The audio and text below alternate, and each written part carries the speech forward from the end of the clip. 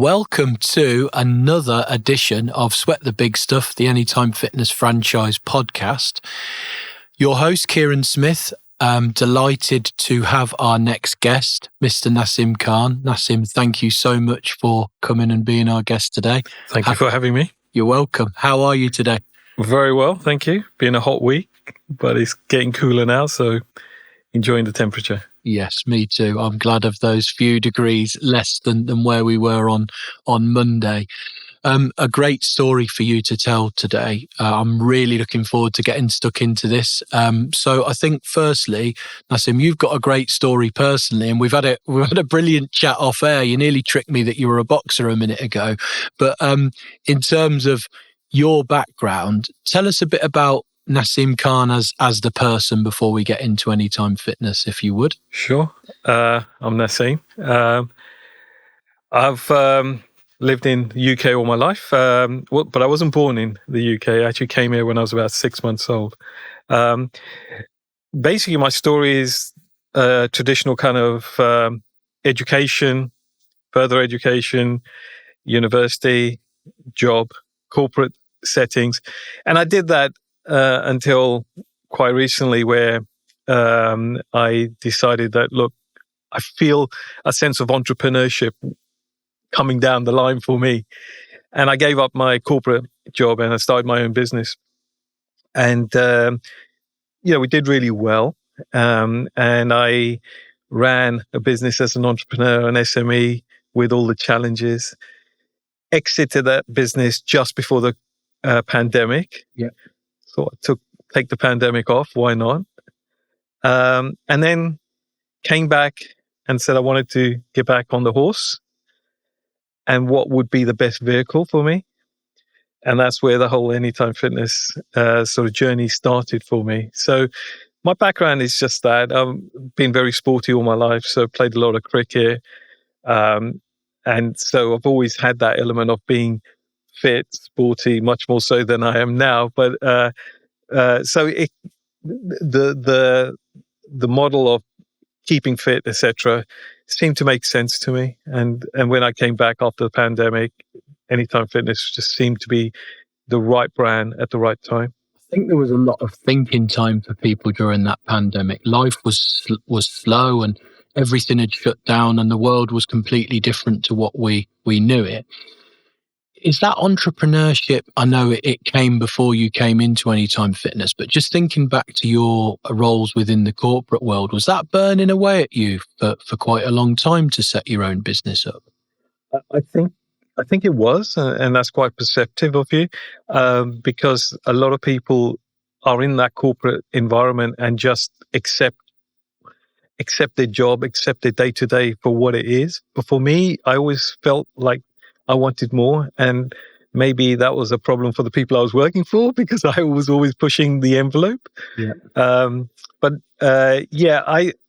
It was a fairly straightforward decision for me to make. It did not come without risks, but I just felt that it was the right time for me to do it. And it's almost that kind of point of life where you think, well, if I don't do it now, I probably never will do it. So I just jumped in. Yeah, brilliant. So liberating when you've been used to working a certain way to take that plunge and do it yourself. I think when you be good to just understand your thought process around Anytime Fitness and franchising specifically.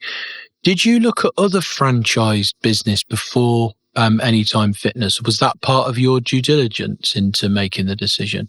Yeah, yes, I did. And I looked at mainly business-to-business franchise models. Yeah. And there's a few. And I was actually pre-selected for a couple where that sounds a bit strange. How come you were pre-selected? Actually, it was almost an interview process.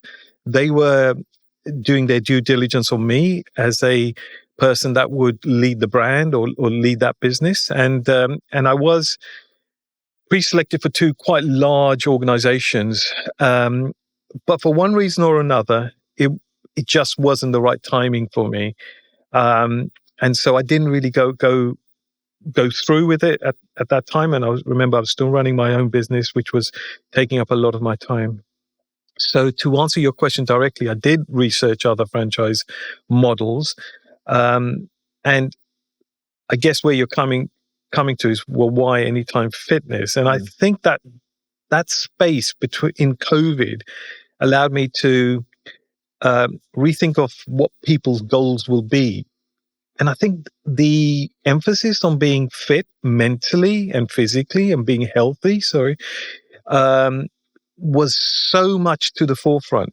And I think never before had people understood actually that their health mattered so much and that they could actually have an impact. And so when we came out of the COVID period, I just thought, well, this seems to be something I should be involved in. This space should be something I should be involved in. I didn't know what it was in particular, but through doing my work and the due diligence, I think we landed with Anytime Fitness, and I think that worked out pretty well. Perfect. So what was the sort of moment for you when you decided that Anytime was the brand to invest in? Are you a gut feeling type of person? How does that decision-making process work for you, Nasim? That's a really good question. And my gut feeling, I think most entrepreneurs will have a sense of this feels right. Yeah. But I'll tell you a story. This is actually really true. I might have mentioned this to you before. Around about 2008, Anytime Fitness first came from the US to the UK. And I was keeping up to date with all the fast-moving franchises, all the best-performing franchises in the States. And when they came over, I went to a Discovery Day around about 2008. And very early days. Very early days, yeah. And I remember meeting a lot of people. I remember getting a lot of presentations. And it just wasn't the right time for me. But I didn't forget about the brand. And what was really annoying was I used to live in a place called Hillingdon. And Hillingdon, for people who don't know, has a tube line, a Metropolitan and a Piccadilly line. And whenever I was going into town, I'd be sitting on the train and I'd be going past Ruislip. And there's an Anytime Fitness and you can see it from the train. And I thought, have I just missed it? Have I missed the train effectively on Anytime Fitness? So the brand was there all the time for me, even throughout that period. But when it came to actually making this decision to go ahead with Anytime, I was in the space where I thought that actually getting into some sort of fitness or health kind of activity would be good post-pandemic. And the second thing that happened was that I moved. So I moved from Hillingdon to Gerards Cross, and there was no gyms. And that was the light bulb moment that said, the dots are all joining. Yeah, the stars are aligned. There's got to be. How come there's no gym here? There was one independent gym, but it wasn't right for me to join as a member. So I wasn't thinking about as a business. I was thinking, I want to join a gym. I need to get fit, and there wasn't anything. And then that's where it just sort of made sense to me. Actually, look, if I'm saying this, there must be other people here saying the same thing. Got to be demand for it. So that's where the gut sort of came in. That's where your entrepreneurial kind of spider sense starts tingling. Yeah. But then obviously you've got to do more work after that, which I obviously did. But that's the genesis of the idea was there. Amazing. Okay. So two parts to the next question, because you're leading me onto it really, really nicely. Tell us about Anytime Fitness Gerards Cross, because it's slightly different to the norm. It's a lovely commuter town into London. There's lots of strong demographics. It's a different prospect in terms of opening a gym in that location compared to others. So other than maybe the lack of competition and your perception of the demand that there would be there in the area, why else did Gerards Cross feel perfect for you? So I've talked about due diligence. And if you are doing your due diligence, you might not open in Gerards Cross because it, like you say, it isn't the perfect playbook of a town to open a gym in. The population isn't that great. 1 mile radius is 8,000 people, which isn't enough. The income is quite high, granted. So when I when I sat back and I thought about Gerards Cross and I thought about, okay, there's a lack of competition. That's a tick. Mm. But what are the negatives? Well, the negatives are we don't have as many people that we can go to. And there were other things. There were other challenges like properties, finding the right site, making sure that there's parking. So all of these things came into the mix. But I was convinced. This is where I would say to anyone that's watching or listening, look, if you're going to go and do a gym in a location, you've got to go through all the facts and you've got to really do your due diligence and you've got to really take the advice of people who do this for a living like yourself. But then if you still feel that there's something there, you've got to listen to that and you've got to pay a little bit of heed to that. You could be wrong, but I just felt that and the more I spoke to people in Gerards Cross about a gym, where's the closest gym? Oh, we used to have a gym. It closed down in COVID. Okay. Oh, so where do you go now? Well, we go in a car and it's 20 minutes. And I was thinking, if I joined a gym and I had to drive 20 minutes to go to a gym, I know that I'd be leaving. I wouldn't be going. You think about a 40-minute round trip. That's a workout to some people in itself, isn't it? Exactly right. And so I was just thinking that actually there is something here. And I didn't know what that looked like. I didn't have an idea of the end goal or anything like that. I just felt that actually that there's probably some sort of demand here for a gym. But you really are going into the unknown and you have to understand that risk. But I thought it was calculated. And I felt I lived here. I knew the market probably as well as anyone else who could open a gym here. And I leaned very heavily on the team at Anytime Fitness to provide the data. And then we said, okay, let's do it. Let's go for it. Let's see what happens. And that's the story. Yeah, great. And I think with there's a lot still to come around that story of where we've now got to. I think that will be a keen topic for people to understand because, yeah, you understood that data and you understood the real strong points within that data that said, hey, my gut feel is supported by the data. But there were elements in the data, namely the population, that made you think, okay, well, we've got to make sure we get this right because we're serving a smaller community relative to what Anytime Fitness would normally and an older work on. Yeah. It was the demographic, the age demographic was slightly older than what you would normally be serving. And I took that as a positive. I took that as be more sticky members, can't they? More sticky members who understand their health a little bit more than just aesthetics. And so I took that as a positive, although if you were looking at it just on a blank piece of paper, you might say, actually, the population's a bit older than what we normally would have. So if you're considering going into the business, not every single stat is black and white. You've got to weight it in accordance to what you want to achieve with your gym in that site, in that location.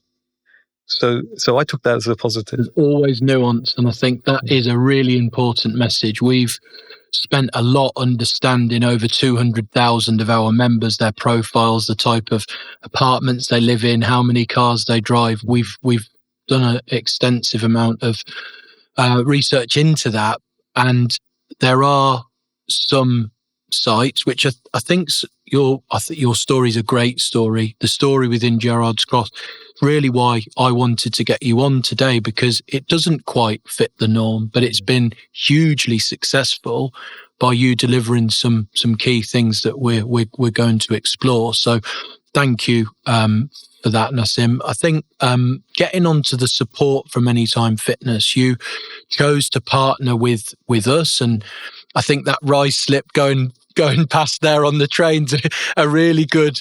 I think it's a really good example of where something just won't go away from your conscious and subconscious mind. But I think, was there ever a thought that you could do it independently, and as in open an independent gym? And if there was, why No, No. I was very clear that I did not have the skills to open a gym.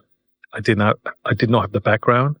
I didn't know the market. I didn't know the business mechanics of opening a gym by myself. So I was very clear. If I was going to go down this road, I would go with a franchise partner who we would use their playbook to develop that. So I came into this knowing a little bit about business and leaning on Anytime very heavily for the skills of how you open a gym, and then marrying the two, my business nous or knowledge and your playbook of how a gym operates, and hoping at that time, remember, we're still in a very kind of early stage. So we're thinking, well, hopefully those two will marry up. And I remember coming to various training meetings where on the face of it, I'm like, great, I'm going to do it. I'm going to smash it. This model is me. You won't believe what you'll see. Internally, I'm thinking, I hope I do this. Because obviously the veneer of being confident and stuff was there, and I had to show it. I had to show it not just to you guys, all the people in Gerards Cross I was talking to on a regular basis. But internally, I was thinking, I don't know. It's my first gym. I've no idea. I'm just leaning on the information I've got, and I'm hoping that we can deliver it. I think we have, but in early days, it was really a lot of me talking to you guys and trying to get I was like a sponge, just trying to absorb the information. But I never thought for 1 minute that I could open a gym independently. Nas's gym, it wasn't what I was into. So I was very clear that I was going to partner with someone. Perfect. I think within that partnership, I had the pleasure of having many conversations with you along the way, how we make sure that the landlord's satisfied with the noise levels through to your trading performance, and how you were going to make sure that this was a great gym. And I'm picking up on a few things that you've just said there. I'm a great believer in life, in business, in whatever you do. I've been in the fitness industry for over 20 years. And if you believe that you're not going to do something, you'll absolutely be right. You won't do it. You'll talk yourself out of it and you won't achieve anything. You were the reverse of that. Every conversation we had, you used the word smash it. You'd always say that to me. You had a race to a number in your pre-sale. Race to. Kieran, this is the blueprint. If I employ somebody, this is what's going to be. They're going to wake up in the middle of the night and that's what they're going to think about. And I think that belief, I know that belief that you had, it carries you as long as you've done everything else right around your due diligence, you've listened to our advice.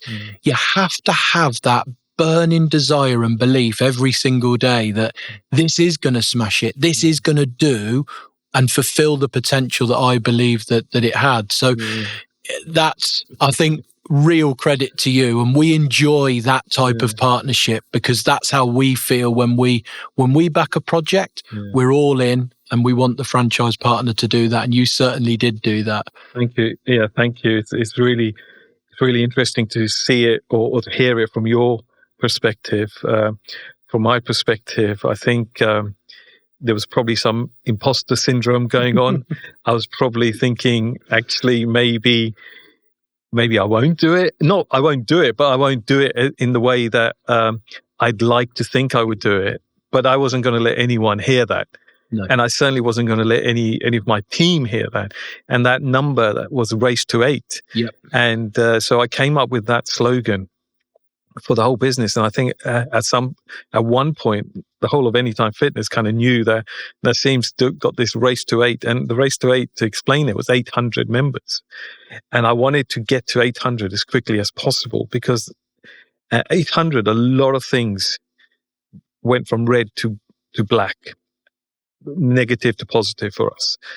And I knew from a business perspective, I had to hit that as quickly as I could in order to move forward with our goals, which was to reach full capacity within a specific target period. Yeah. And if we didn't hit that 800, it meant that the target would be stretched later on. And I just did not want to do that.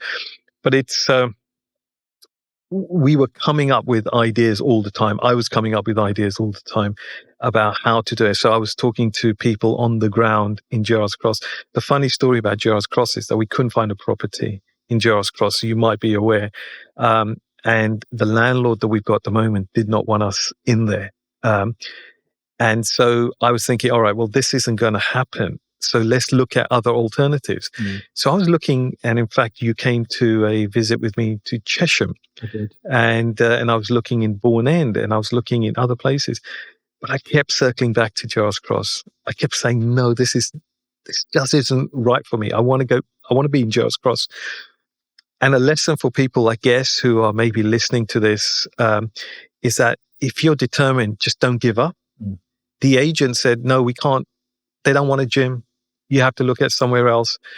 The landlord's agent was saying, no, we're not interested. Move on. So I just picked up the phone and I phoned the MD of the property company. And I said, look, what's the problem? And he said, well, we've got the flats upstairs, the noise and stuff like that. And I said, I get it. But we're Anytime Fitness. We've got over 5,000 gyms around the world. Do you think this is the first building in the estate that's got flats above? And so you had a conversation, and it was person to person. And once we had that conversation, we took them out to High Wycombe and we took them out to Maidenhead. And I thanked the franchisees at the time for both of that, because without them, we wouldn't have unlocked it. And they got it, and they got the vision, and they understood. So I guess that to me is one of my biggest wins in the whole process, because without the site, you haven't got a gym, right? And I unlocked that myself. I know I did. And by doing that, we managed to get the landlord on site, and the landlord now is our best friend. And they got lots of properties, and they're sort of saying to us, well, look, if another property comes up in another neighboring town, would you be interested? And we said, yeah. And they're coming to us and saying that because we've done exactly what we said to them. No noise will go upstairs, delivered, right? No antisocial behavior, delivered. So they're more than happy. And so these are the kind of challenges you have during the whole kind of stage of developing a gym. It's not like, oh, I want to open a gym and tomorrow the gym's miraculously there. You have to go through these stages. And so that was my biggest win, I think.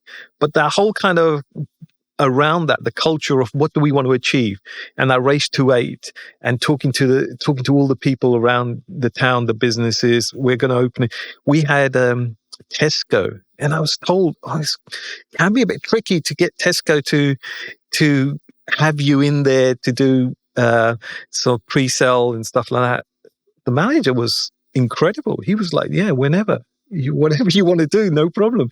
And I think that's all of those kind of little 5%ers helped us to achieve what we wanted to achieve day one.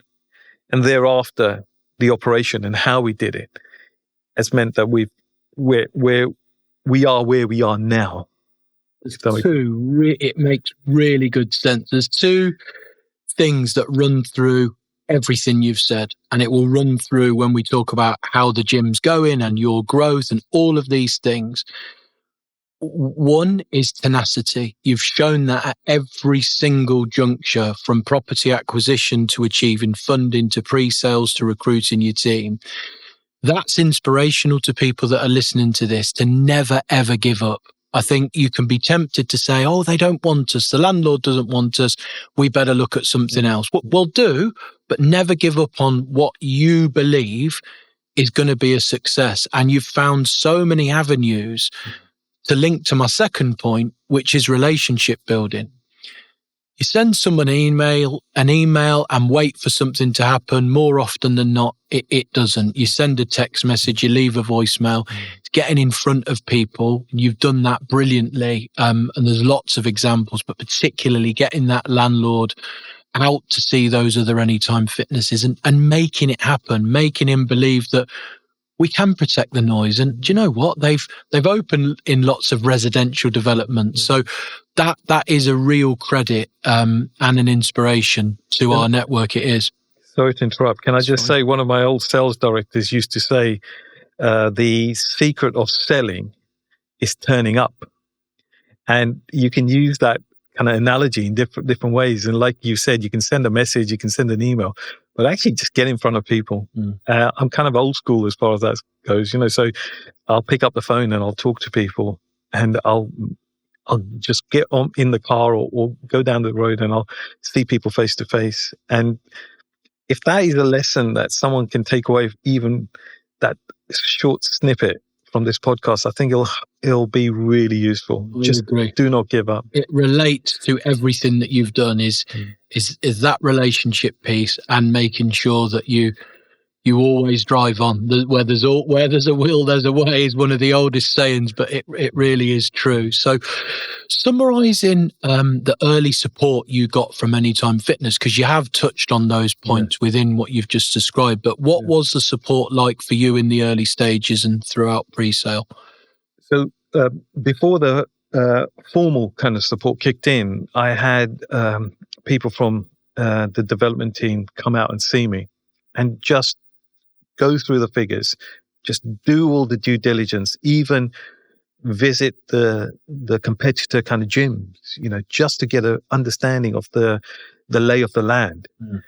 And that's why I wanted a franchise. So I couldn't tell you the difference between a matrix gym or a life fitness or pre-core or a techno gym. I got no idea at that stage. And when your team came over and they did that kind of due diligence, and I remember a chap called Matt from your team came over and he said, "Look, you could not have picked a better territory, because I can't even get a viewing or a tour of any of the gyms. I've been sitting in the car for half an hour and phoning them up. Can I come in? Can I come in?" And I said, yeah, that's interesting. It's interesting to know. Always a good sign if you're begging the competitors to join their gym. Yeah, which is what he was doing. It's amazing. And but Matt had a better understanding of that than I would. Sure.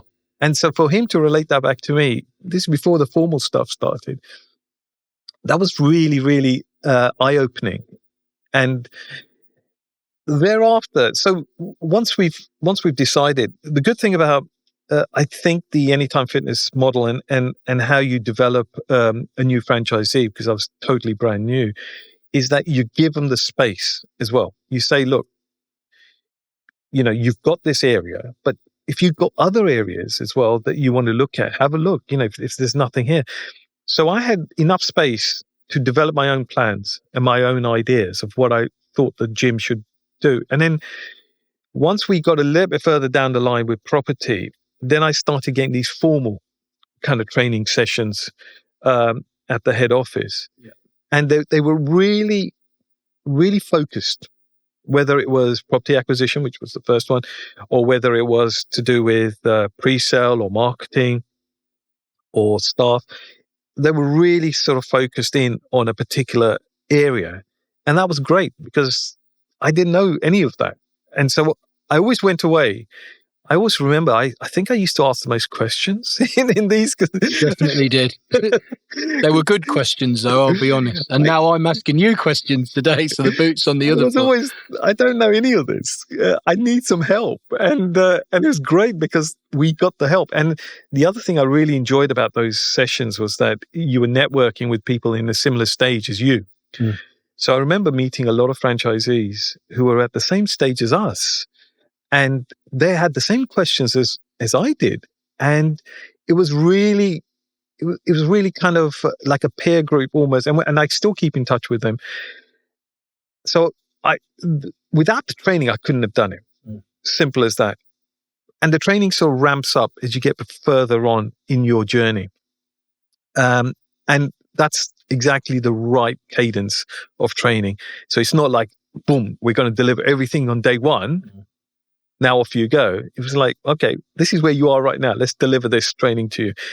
And it just ramps up to the point where you get to opening, pre-opening, your pre-sales and all that kind of stuff. And even on the pre-sales, we had so much training around how we build up the prospect numbers, what we do in terms of how we go out there. And we came up with a couple of interesting pre-sale ideas that we developed in-house ourselves, but it was done with the support of the support office. And I don't think we could have delivered that by ourselves. I'm not that arrogant to say I could have done that without no way I could have done that. I think it's the perfect chemistry between you wanting to be open-minded and listen to us and take that training on board, coupled with that passion, drive and work ethic that you had. I distinctly remember, you may not even remember this, but I distinctly remember a phone call with you on a Monday morning, and it was along the lines of, I'm really excited, I'm buzzing, I've had a great weekend. Right, Nasim, what have you been up to? I've been to a market stall at Gerards Cross. We're way... This was early prospecting stages. I think even before your CRM and your formal marketing was switched on. I remember it. And you said, I believed in it yesterday, I believed in it a year ago, but I believe in it 10 times more today. Because the meaningful conversations I've had with these people and the appetite for and demand for a gym to be here, I think not every entrepreneur is prepared to, at that level, roll their sleeves up on their own with a skill set that you would have adopted in previous businesses, but you're applying it to a different industry, to be able to go and have 100 conversations with different people and capture details and build that audience, build that excitement, build that momentum. So I think that is, again, credit to you that you want to adopt the model, you want to take on board the training, but you want to get stuck in and you want to roll your sleeves up and get your hands dirty. And that, again, I feel for anybody tuning in, you've got to take that on board. It doesn't come without that hard slog, and you made sure you did that, didn't you? I remember the conversation now. There's a farmer's market every second Sunday on the road where the gym is. And I had a Anytime Fitness cap on, and I had an Anytime Fitness t-shirt on, and a clipboard. And I just walked up and down the market. It's just on the road. And I just stopped talking to people, say, "Oh, see that building there? Yeah, we're going to put a gym. We're going to put a gym there." And the reaction was so positive. And I had nothing to sell. I had no visuals or anything. It was just a conversation I was having. And I must have felt like I did feel awkward, if I'm being honest with you, because everyone's there trying to buy their croissants or their breads, and I'm there. "Oh, we're opening a gym. Are you interested? Would you be interested?" So it was interesting, but more to your point, and I think there's different ways to skin a cat here, right? For me, I am hands-on. There's no doubt about that. I am from day one. I was hands-on. And I think the culture of the gym comes partly through that. I don't take credit for that because it's the people that run the gym that actually enforce the culture. I just happen to give them an idea of where I think it should be. But I think some people do it at arm's length, and that's okay as well. We've seen that work. Yes, of course we have. It does. It does work, and that's why I say there's different ways to skin a cat here. But for me, my personality, maybe the way I'm wired, I was like hands-on from day one. I'm hands-on month 18. I'm still hands-on, but the hands-on is slightly different. But there's no right way to do it. Is what I'm getting at. That's how I found it. How I find. That's how it made sense to me from day one. It always made sense to me that I need to know the mechanics of how a gym works, the mechanics of the CRM system, all of this kind of stuff, so that I can then impart that knowledge and let people run with that. And if I don't know that, then that puts me at a disadvantage if I ever need to understand the workings of the gym. But yeah, so when we had that conversation, that was me being hands-on.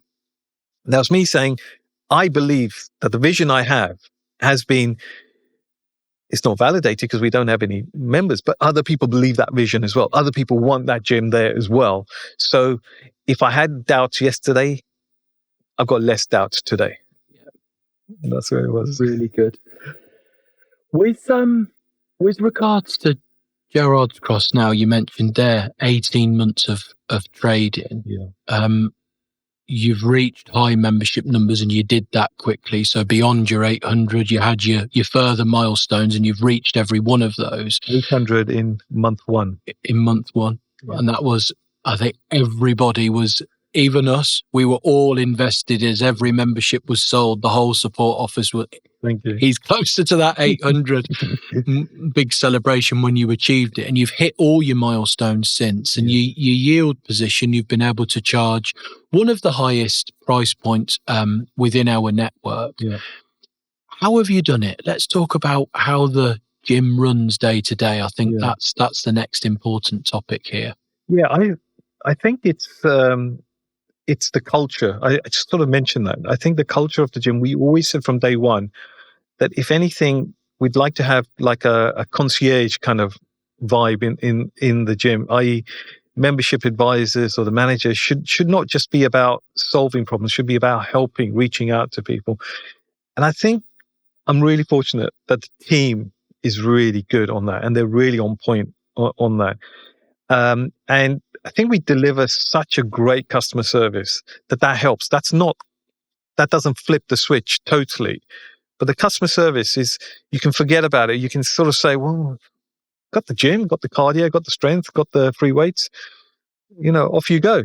And that's not part of it. Those are just pieces of equipment. It's what you do to join all that up together as a service. And the team really got to take the credit for that because they deliver on that on a day-to-day basis. So that's part of it. I think the second part of it is we never open the gym with a view that we are mid-market, low market, high market. I have a business background, and I think the price that someone is willing to pay is what the price they're willing to pay. So if we said this gym is worth X and they believe it, I think they will pay that. And we had to make sure that we delivered on that. So we do so many things to deliver on that. And so the price wasn't the primary question to a lot of people. That's a surprising thing to say. Mm. It was the service. And when we talked to people and when we talked to potential members and when we went through what they wanted out of a gym, if we could tick a lot of the other boxes, the price was actually quite low down in their list of questions. So those fitness consultations, those free PT sessions that we were offering, the fact that we have contract cleaners coming in twice a day and the gym is immaculate in between that time because we manage the cleaning, the fact we do deep dive cleaning almost every other day on all the equipment. So it's always meticulously clean and we get feedback on that. The showers are always clean. The changing rooms are always clean. That's worth something to some people. And sometimes it's easy just to say, well, you know what? We've got 4 squat racks, right? We got loads of space for dumbbells. So we're charging you this. I don't believe that. I don't believe that that's the right model. I think it's what you're about. It's your ethos. And if you can bring that across to people and they buy into it, I think they'll pay a little bit more. We're not ridiculously more, but I think they'll see that value. And we're really fortunate. A lot of our members from day one still are members now. They've got price increases as well in the meantime, but they're still our members now because they believe in it. And some of the transformations that we've seen at the gym, phenomenal. It's unbelievable. And, we're so pleased that we have a little part to play in their transformations, So I think you talk about yield. I saw it on spreadsheets, I understood it and all that, but I always thought, how do we deliver that? And for me, I always took a step back and I thought about the processes of delivering that to a point where people deem it's worthwhile. And I think that's how, there's no secret to it. I think that's how we've delivered it. I think value and price are two very different things, aren't they? And I think that value proposition that you're able to deliver, you have got state-of-the-art equipment, make no bones about it. It's the very best in the industry that you've got fitted out within your gym. But it's the experience that the member has within that, and the experience and meaningful interactions they have with you and the team. And you mentioned those success stories, the goals that members achieve is so important. And I think if we just put the product in and we don't create the experience, I think it drives a member to make a decision purely on price. And if you're then not the cheapest, you can come unstuck if you're mid-market, so to speak. I think for a member to understand the value for money they're getting, the experience, all the bells and whistles, achieving something and feeling part of that community within your gym is worth that extra price point, and they won't even think about that price. And I think you've more than proved that in Gerards Cross.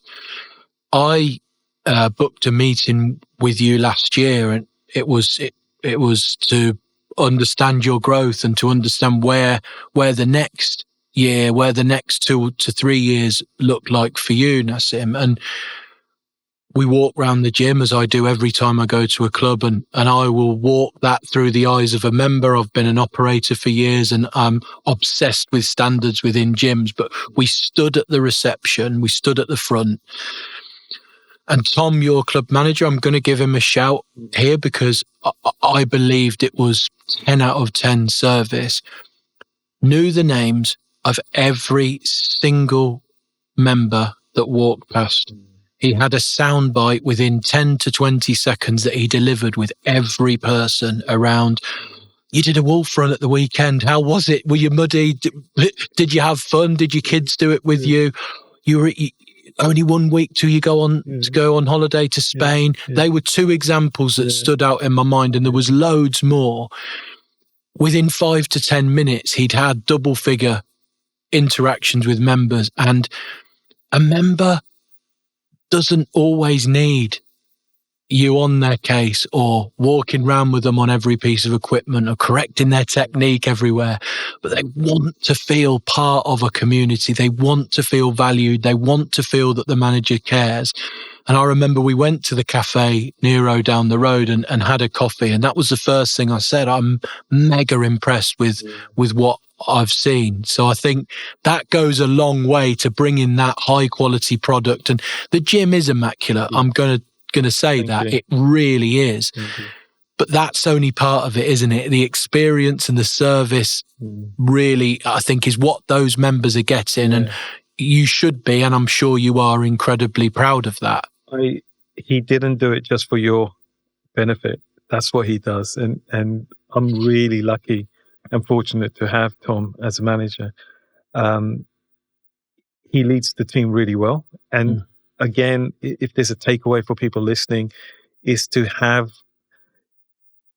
a team, and the leader of the team is generally the manager, is to try to, if you can, have someone that is as interested in your success, but the success of people who are coming in. We're a people business.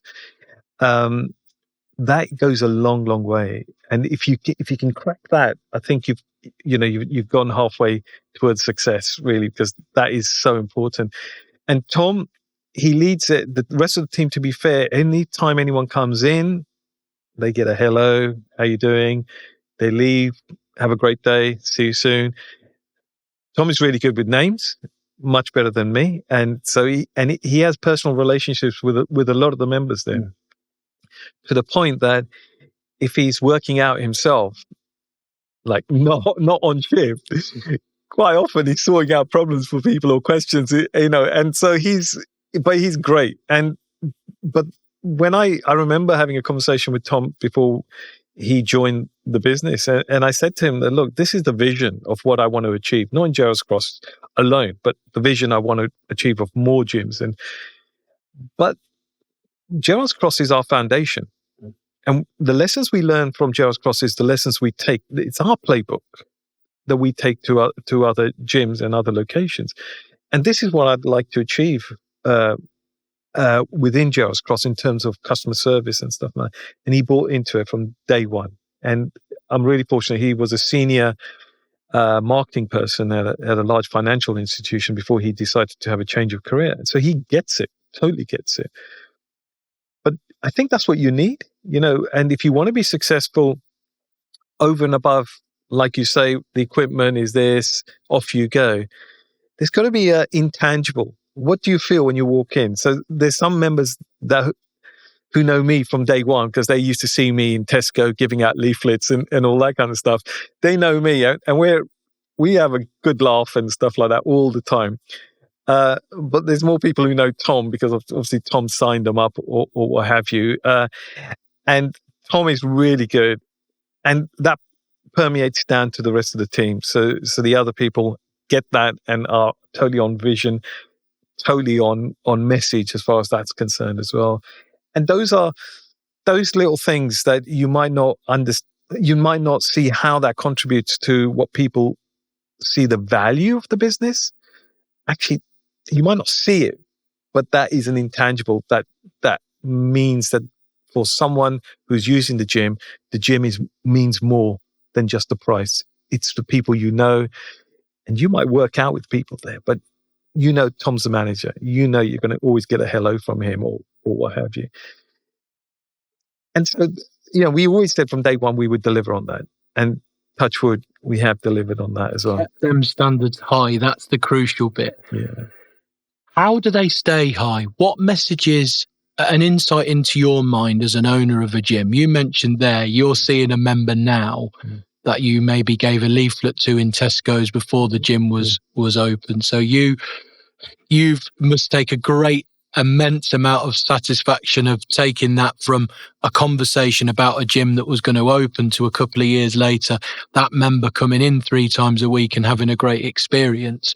But now we're beyond a year and a half.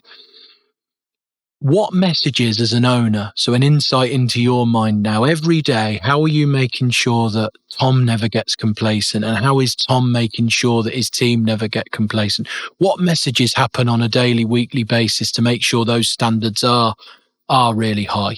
That's a great question. It really is. And it speaks to your attitude to running a business. And my attitude to running a business is always be restless. And we talk about that. We're relentless. We're restless. We're not complacent. We're not. I used to have a joke with the team that, look, when we get to this number of members, right, we're going to put our feet on the desk and we're going to smoke cigars. And they remind me now. They say, well, we're there, but you're still not. Where's the cigars then? You're still not letting us relax. And to be fair, I can't do it. I can't relax. I can't let standards slip. But I'm really fortunate in that they don't want to let standards slip either. And so whether that's phoning people up, if people made an inquiry, we phone them up straight away. If we can't get through, we'll phone them up again. We'll get through because you made an inquiry. You might be really busy, but we're relentless. We won't stop. If we have an email, we have a rule. You have to reply to emails within 24 hours. We don't want emails from members or prospects to be sitting on the inbox for days. There's a rule on that. We just do not stop. We want to keep our standards. We always say internally, we want to be best in class in everything we do. Now, we're not. We know where we're not. In fact, I had a meeting with the operations team last week, and we got some guidance and some pointers. But if we had the attitude that actually we've done it, we've smashed it, we're going to relax now, we wouldn't be having those meetings where we're saying, actually, why is our attrition rate 0.4% higher than the average? And what can we do to bring that below? We're having those type of in-depth, deep dive kind of meetings on a regular basis. And for me, that works. And that sets the standards for the gym.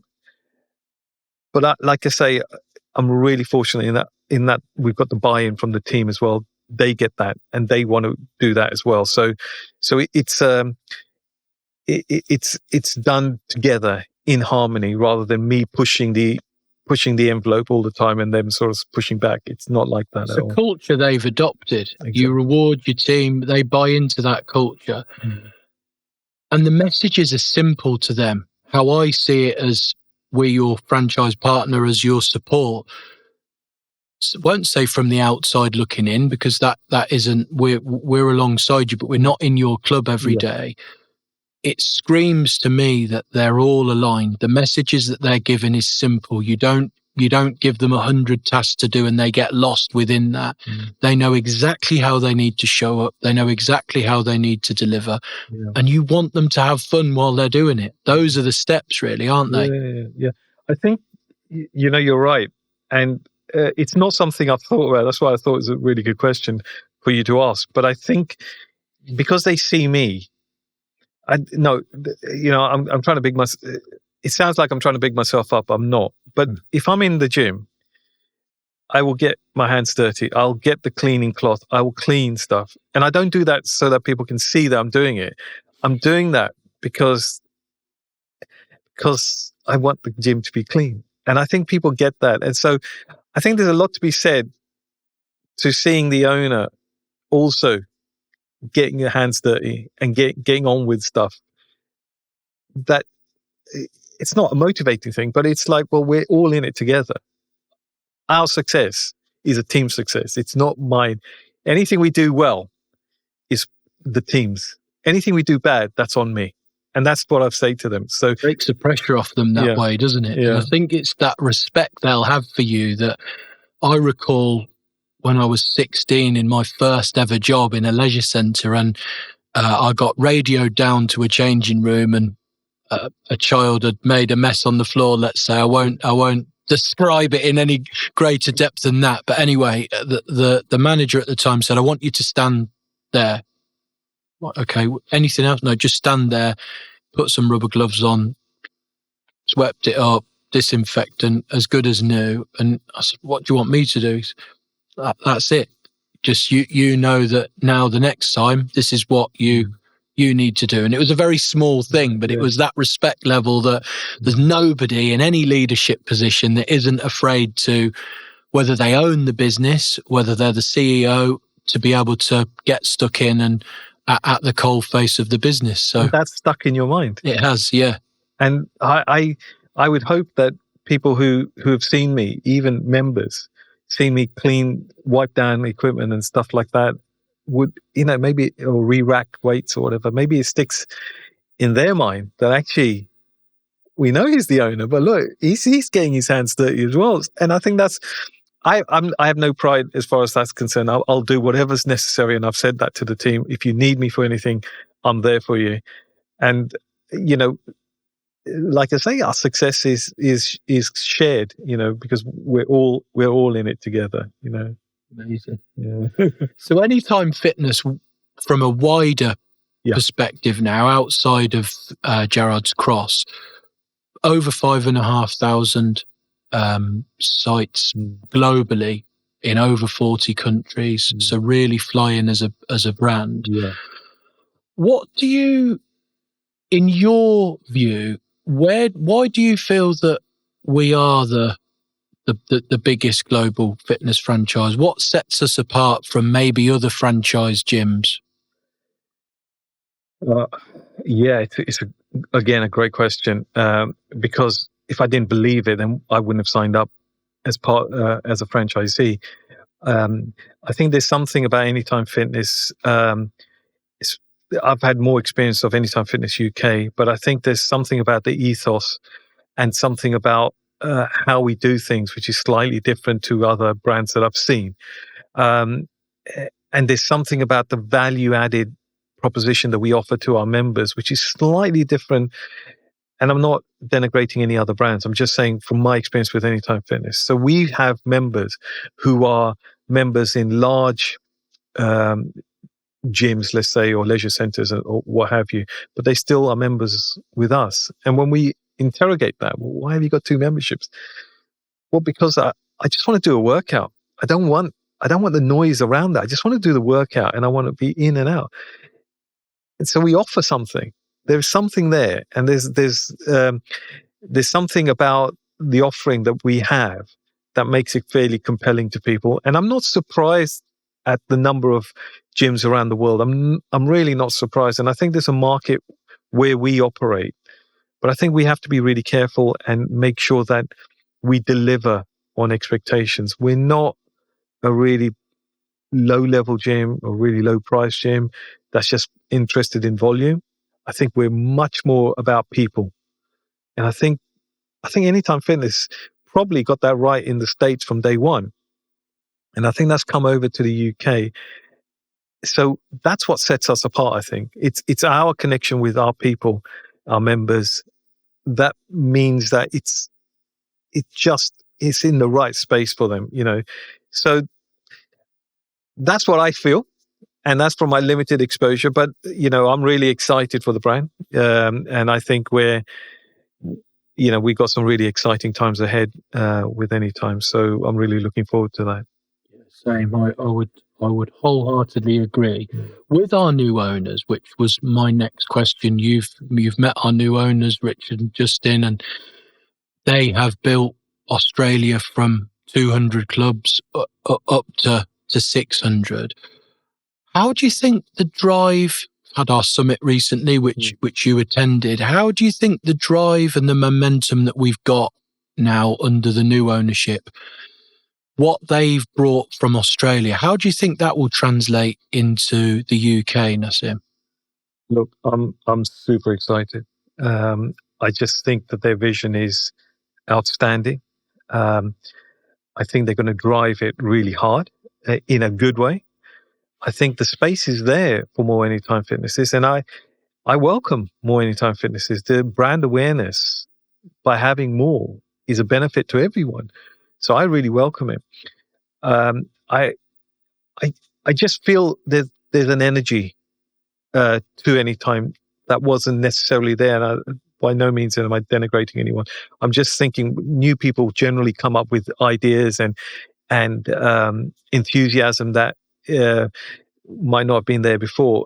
And my limited experience has been wholly positive, to the point that I've put signature on paper for more gyms, and I believe in it. And I think we're going to really see a step change in not just the number of gyms, but the type of gyms and the designs of gyms. And that's the bit I'm really excited about. We as much as I think Anytime Fitness has a playbook, I think you have to adapt and you have to change as times change. For instance, if we were opening a gym 15 years ago, we might have been focused solely on cardio, or cardio would have been our number one priority. Now you'd probably talk about strength. And so, things do change. And I'm really excited about what they're bringing in terms of this change and in terms of how it looks and stuff. So I think buckle up. But no, I'm all in. I'm really excited. You've answered kind of my next question within that brilliant answer. You've made a commitment to future gyms and signed this week, so that's hot off the press. So that's really exciting for you, and we're delighted, because what we want to see is more Gerards Cross Anytime Fitnesses across the country. I was going to ask what the future looks like for you. So if there's anything that you want to elaborate sort of any further really around your plans in the next couple of years. We always thought that Gerards Cross would be number one. We never thought that was it. And that's why we wanted to get it right. We wanted to get all the systems right. It was our foundational business, and we wanted to understand what it was, a plug and play. So we wanted to take this out, everything we've learned, on number two, and just plug it back in. So I'm really positive about more. I'm considering acquisitions as well as, organically new built. I wasn't thinking like this beforehand. I was thinking maybe I'll open one or two more, but I'm actually thinking about a really steep growth curve. And that's solely on on the conversations I've had with the new owners, especially Richard, which have been really positive. And I think he sort of shares not just mine, but I think franchisees' perspectives, being one as well. He understands that a little bit more, and I think he really buys into what we need to achieve. So I'm all in. You've alluded to the fact that we've signed the papers for one, but there may be another one coming down the line. So if anyone's listening or watching, I'm really positive about the brand, and I think the brand is only going to move forward in the next sort of 18 months, 2 years. But it's going to be a step change. It's going to be a really good step change for everyone involved. So I'm positive, and I'm all in, as they say in poker. Yeah, absolutely. Delighted that you are as well. You've been a great guest. You really have. You've answered all the questions. It's been a great conversation, and we've gone into your journey, which for a lot of people who will be listening or watching on any of our platforms around how they can get in to open their first gym and achieve something that may be a dream for them to open their first gym. I'd really like to end on a piece of advice that someone like yourself, who has walked through the last couple of years into the position that you are now, looking for 2, 3, 4, 5, 6 and beyond Anytime Fitness gyms, what piece of advice would you give to them, Nasim? Wow. How long have we got? Yeah. No, look, if you're interested and you've got to come into this eyes wide open, is my view. You've got to understand what's involved. But if you can understand that, and if you can deliver on a level of service which I think people demand nowadays, then you can make it really successful. But if you think that there's shortcuts and we can do this, we can do that, I don't think that that's going to work, and I don't think it's going to work for you. So we did everything by the book. We took your playbook totally, even the design playbook. I did not change it one iota. Whatever was given to us on a piece of paper, that's what we delivered. And I said, I'm not the expert. You guys are the expert. You tell us what we have to deliver. We'll get the fit out people to deliver exactly that. And we won't go off piste at all. And we never did. And we've made it successful. So if we can do that, you can do that. And I'll give you one example of that.